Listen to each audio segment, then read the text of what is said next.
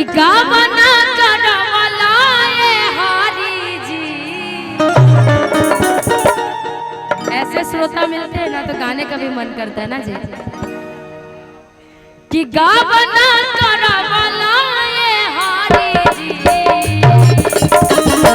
अपने पुरु बाबा गइले राम अपने पुरु बाबा गइले राम गावना करवला ए हारी जी गावना करवला अपने पुरु बाबा गइले राम अपने पुरु बाबा गइले राम।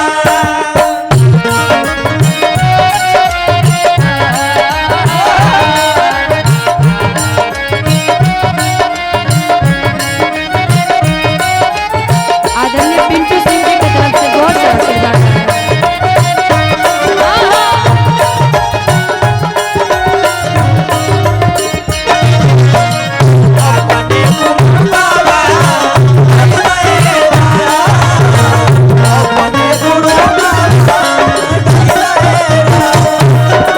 पत्नी कहती है कि गवना करौला ये हरी जी और अपने विदेशवा गईला ये राम गईला तो गईला एक बार भी याद भी ना कैला अपना मेहरी के। आदरणीय पिंटू जी की तरफ से बहुत सारी आशीर्वादें आई है। सुशील मामा जी की तरफ से बहुत सारा आशीर्वाद आया है। जिन जिन की तरफ से बहुत सारी आशीर्वादें आ रही है भगवान उनकी हर मनोकामना को पूर्ण करे। औरत कहती है कि सुनिए जब जब याद आवे तोहरी सूरतिया जब जब याद आवे तोहरी सूरतिया। इधर अमरजीत भैया के बड़े भाई अमर सिंह जी जिनके तरफ से 5000 रुपए का आशीर्वाद एक बार ताली बजा के स्वागत कर रहे हैं। क्या बात है। इसी को कहा जाता है दिल बड़ा ना जी। किसी के पास तो घर बड़ा हो जाता है पैसे बड़ा हो जाते हैं लेकिन दिल बड़ा नहीं होता है। और हमारे अमरजीत भैया और उनके सभी भाई और सभी परिवार की तरफ से देखिए कितनी सारी आशीर्वादें आ रही है। भगवान ऐसे लोग को हमेशा उन्नति दे हमेशा आगे बढ़ाई यही कामना है। जब जब याद आवे तोहरी सूरतिया जब जब याद आवे तोहरी सूरतिया। जब जब याद आवे तोहरी सूरतिया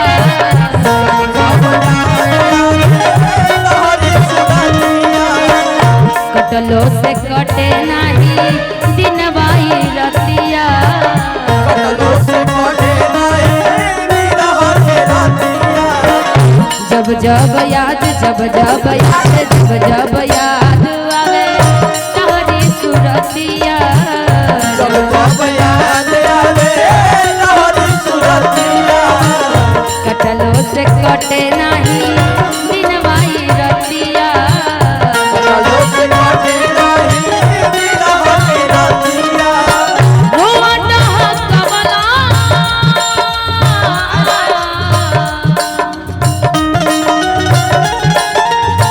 रोवत कमला ए हारी जी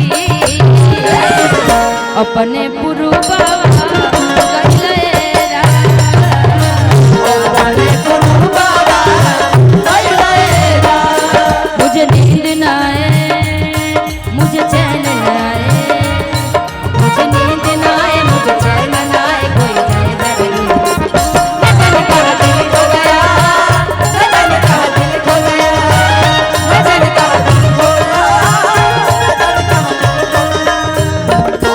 पुरु बाबा गइले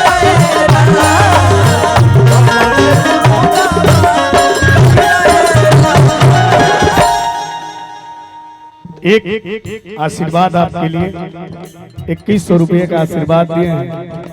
हमने के दया चाचा जी हमने के गार्जियन दया सेठ जी एक बार जोरदार ताली बजाई।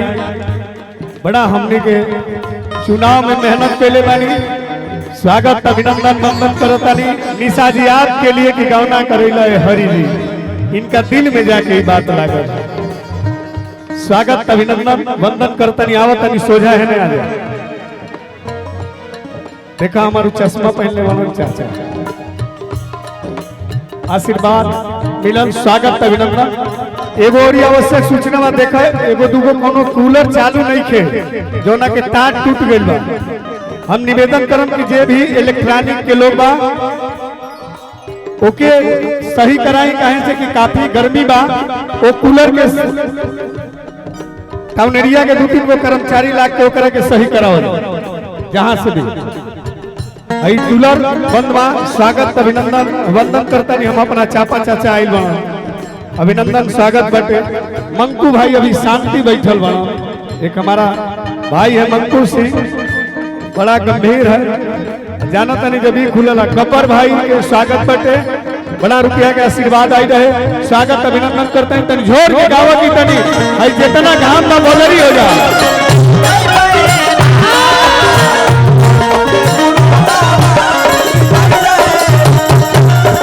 और देखिए सबसे बड़ी बात है कि जो हमारे सेठ जी की तरफ से आशीर्वाद आई है भगवान करे सेठ जी उसी को कहा जाता है जो सच में सेठ होते हैं ना जी। और देखिए सेठ जी ने दिखाया भी उनकी तरफ से बहुत सा आशीर्वाद 2100 रुपये का आशीर्वाद है। माँ लक्ष्मी कुबेर भगवान से यही कामना है कि कभी भी आपकी सेठ परी में कमी ना हो हमेशा सेठ जी सैल्यूट होते रहे यही कामना है। अपने पुरु बाबा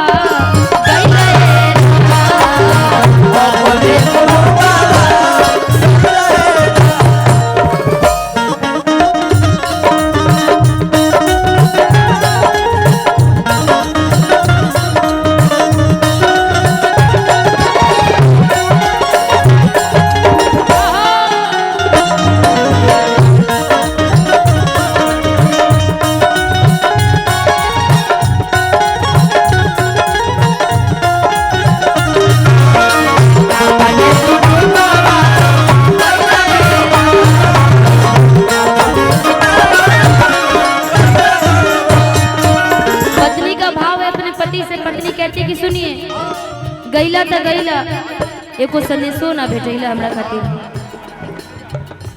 और हमारे बीच में कितनी प्यारी आज का ये माहौल है बलिया में चितबरा गांव में। जितने जेंट्स जितने पुरुष प्रधान यहाँ पे उतना ही मेरी महिलाएं भी है माताएं बहन भी है। उनका भी मैं यही मंच से हार्दिक अभिनंदन स्वागत करती हूँ। जितनी माताएं बहन है हमारी उपस्थित यहाँ पर पत्नी का भाव अपने पति से क्या अच्छा बड़ा प्यारा आशीर्वाद। राम लखन की जोड़ी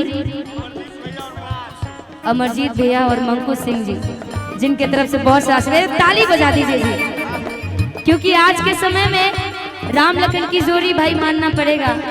और उस जोड़ी पर से भी ये प्यारा सा आशीर्वाद जो आ रहा है ये उसमें 4 चांद लगा रहा है। जोरदार ताली बजा करके अमरजीत भैया के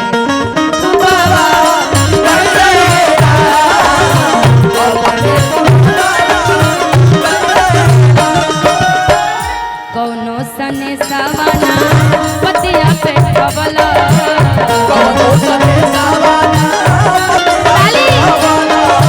देखिए दिल के धनी इंसान हमारे अमरजीत भी आप सबके बीच में जा रहे हैं। इतनी धूप में भी जैसे आप इनके लिए हैं ये भी आपके लिए खड़े हैं।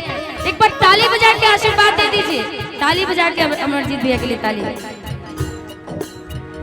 कौनो सने सवाना पतिया पे खबला कौनो सने सवाना पतिया पे खबला मोर भी रही निया के बड़ी डहक कवला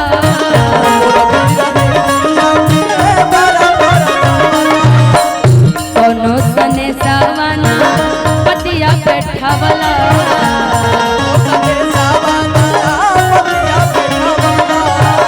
मोर भी रही निया के बड़ी डहक कवला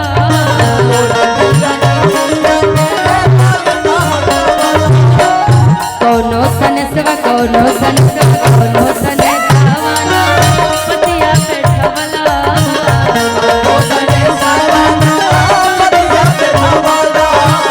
मोर भी रही निया के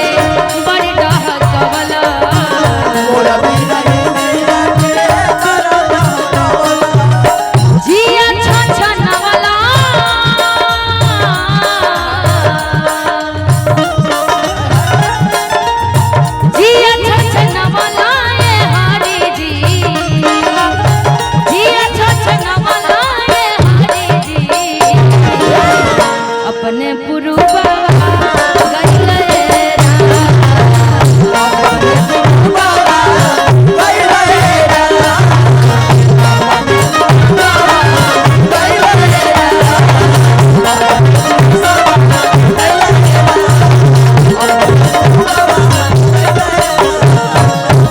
कि अपने विदेशवा गइले और आज ये